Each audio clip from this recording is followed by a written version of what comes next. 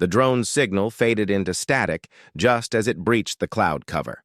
Lieutenant Darina Koval squinted at her screen, the pale blue glow reflecting off her tired eyes in the dim control room beneath Odessa. For a moment, she thought it was another systems glitch. She'd seen too many lately: misfires, corrupted feeds, unexplained losses of connection.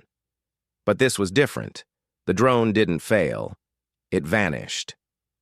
"Contact lost with Drone 4 Tango," a tech reported behind her, his voice edged with confusion more than alarm. It wasn't the first drone lost over the Black Sea, but the timing was too clean. Too abrupt. "Rewind and play the last 5 seconds of telemetry," Darina ordered. The footage stuttered backward, then played. A sleek Ukrainian Bayraktar weaving through sea haze, then a brief flash on the infrared, a burst of energy, spherical and unnatural, followed by frame tear and black screen. "That's not an explosion," she muttered. "No, ma'am, more like an EMP or something else. It didn't just die. It was shut out." She leaned forward, scanning the heat signatures. Something below the platform had flickered, something too symmetrical to be organic, too irregular to be mechanical. And then it was gone, buried in signal noise. The gas platform in question, designated VK-47, sat just within contested waters. Officially decommissioned, it had become a ghost structure. Yet recent intercepts suggested the Russians had retrofitted it with advanced surveillance equipment, possibly a signal amplification array. Darina had pushed for a strike. The decision had been approved with hesitation, and now she feared they'd hit something far beyond what anyone had anticipated. Her encrypted tablet buzzed. A new file blinked to life. Level black access, cleared through NATO command. A brief message, nothing more than coordinates and a note. Recoverable anomaly detected.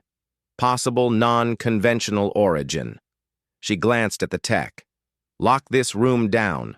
I want all drone data scrubbed and isolated on a secure drive. No backups, no cloud, no chatter." "Yes, ma'am."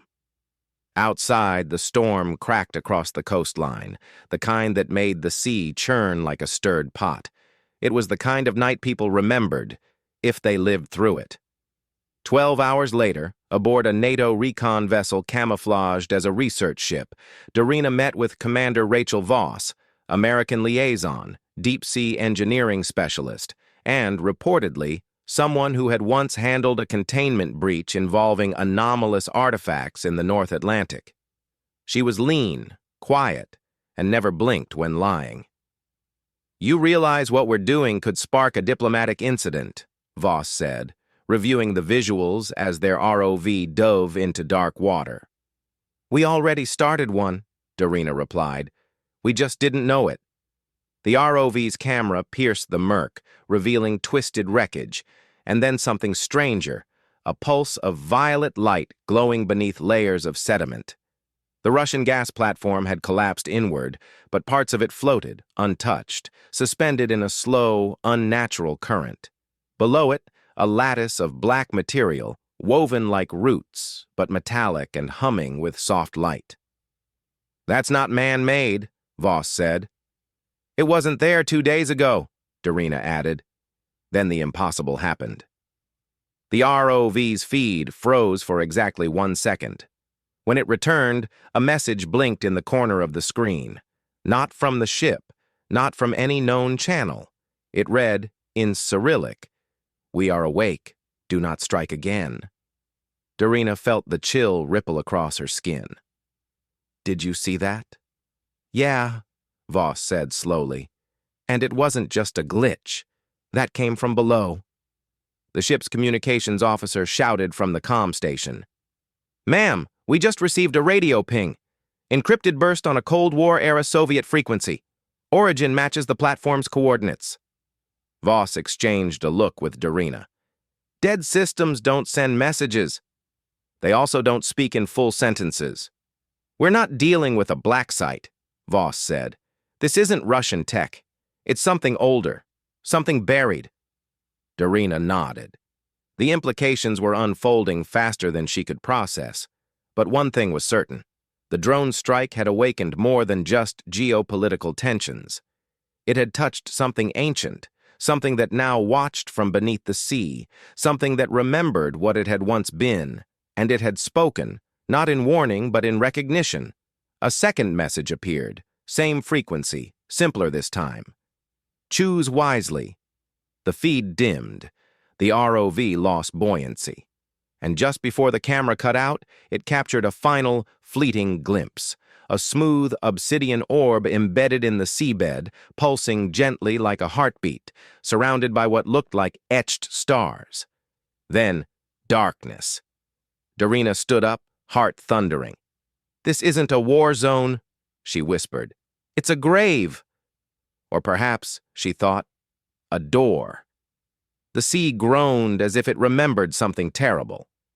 Darina adjusted her pressure suit, the weight of her helmet pulling down against her spine as the dive capsule hummed into descent. Lights cut through the dark water in thin beams, refracted and trembling. Below, the impossible waited. Commander Rachel Voss stood beside her, silent as usual, except for the occasional murmur into her neural interface. She wasn't just observing, she was syncing. Her implant glowed faintly, tracing data across her vision. She was part of the tech, and the tech was part of her. "I've analyzed the messages again," Voss finally said. "They're not broadcasts, they're pulses, emotional patterns coded into electromagnetic bursts.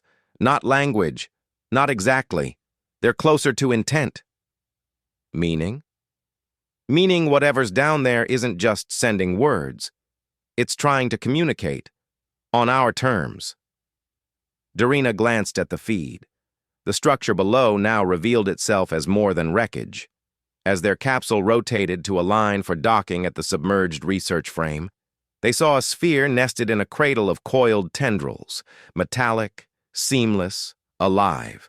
The collapsed remains of the Russian gas platform hovered above it like the bones of a dead creature flayed open by light. "It's responding to us," Voss added. "But it's afraid." Darina's brows furrowed. "Afraid of what?" "Us." By the time they stepped into the pressurized chamber and moved through the narrow corridor toward the observation deck, the orb had begun to vibrate, not chaotically, but rhythmically, like it was breathing. Scientists murmured as they recorded data, noting temperature drops and field shifts.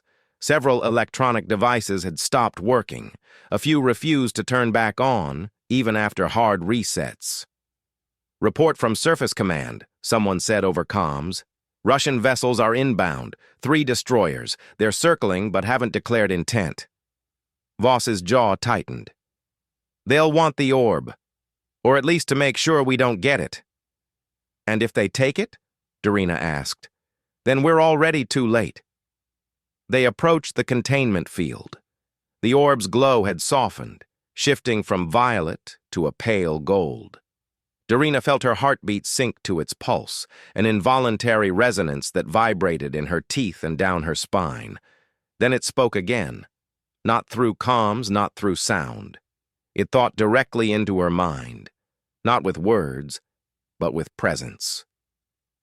She staggered back. The orb flared for a moment, and a thin stream of energy, a tendril, extended gently toward her. Voss moved to intercept, but Darina raised her hand. It's not hostile," she whispered. "It's trying to connect." "What is it showing you?" Voss asked.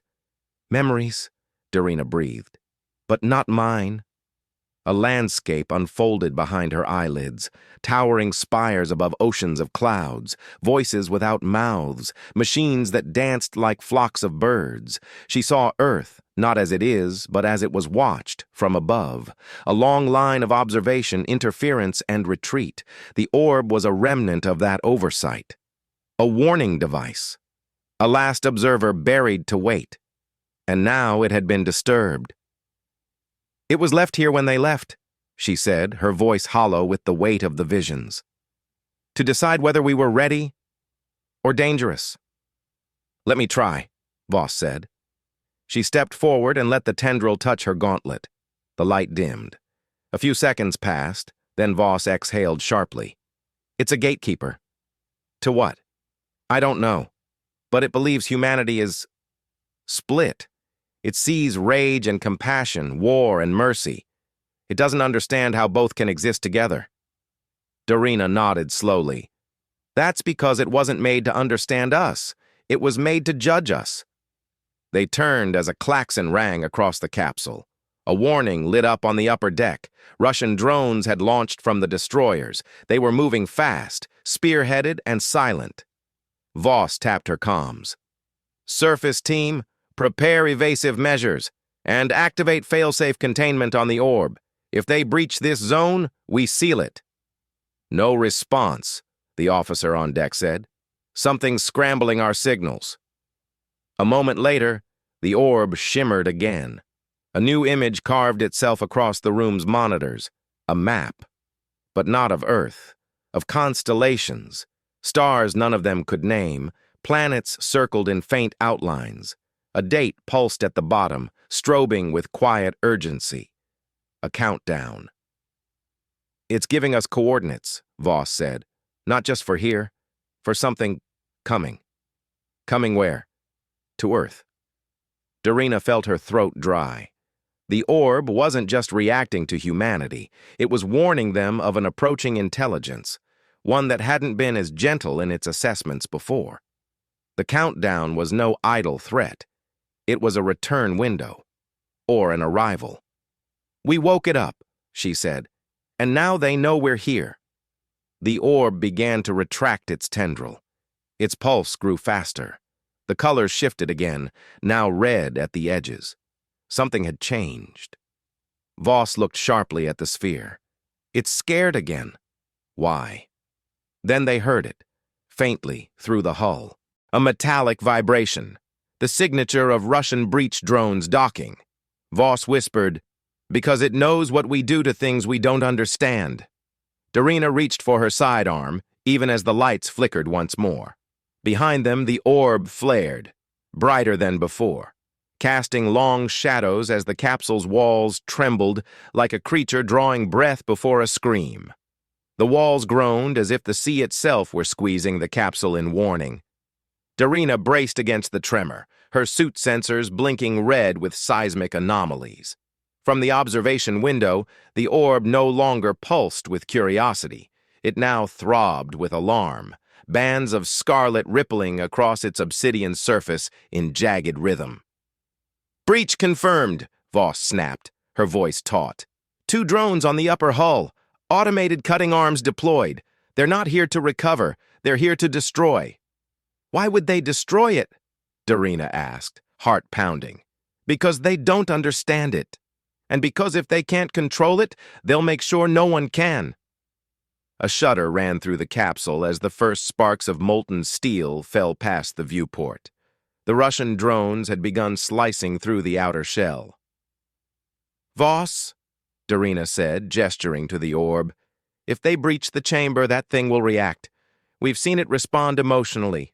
If it feels threatened, it'll defend itself, Voss finished grimly, and maybe not just against the Russians.